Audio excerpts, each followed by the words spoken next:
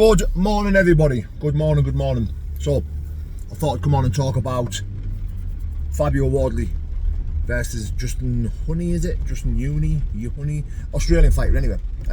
Not gonna lie, I'd never heard of this Australian fighter before he took this fight against Fabio Wardley.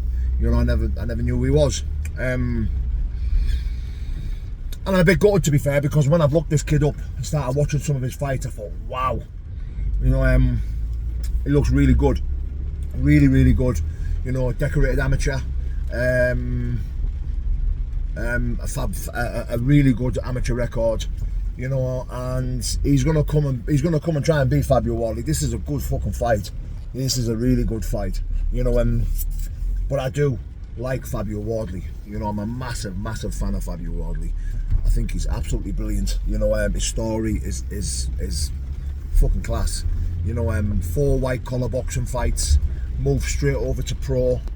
You know, and every time he stepped up that level, he's been doubted. You know, because of his because he's got no amateur background or no decent boxing experience. You know, fighting Fraser Clark, and you know, every time he seems to step up a notch, he seems to prove everyone wrong. You know, and I like that because he's fucking powerful and he's durable. He's gritty. You know, the kid can fight. We can fight. You know, and when I watch him, I think, come on, lad. You know, I really am rooting for him. I really am, because it's a fairy tale story for him, innit? You know, he's fighting in his hometown, fighting at the stadium he's always wanted to fight at, which is the Ipswich Stadium, and I'm really happy for the kid. I really am, and I want to see him become a world title. I'm not going to lie, I really do. You know, but I think he's got a tough task ahead of him. I think he's got a big ask against this Australian kid, this Huni or Huni or whatever they call him, because he is really good, really good.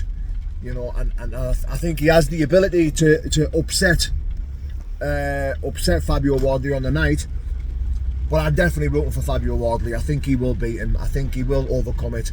You know, I think he's too powerful and too fast. You know, his style is totally different.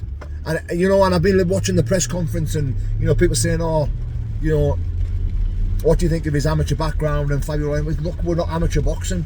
This is pro boxing. You know, how many times have I come up against Olympians and decent amateur lads and stuff like that? You know, I remember hearing about Fabio Wardley when he fought a lad from round my way, a good friend of mine, Simon Valley. You know, and Simon, a fucking class boxer. You know, wicked amateur background and stuff like that. You know, and that was the first time I'd heard of Fabio Wardley, and I've followed him ever since. You know, I think he's fucking really good. You know, his power speaks for itself.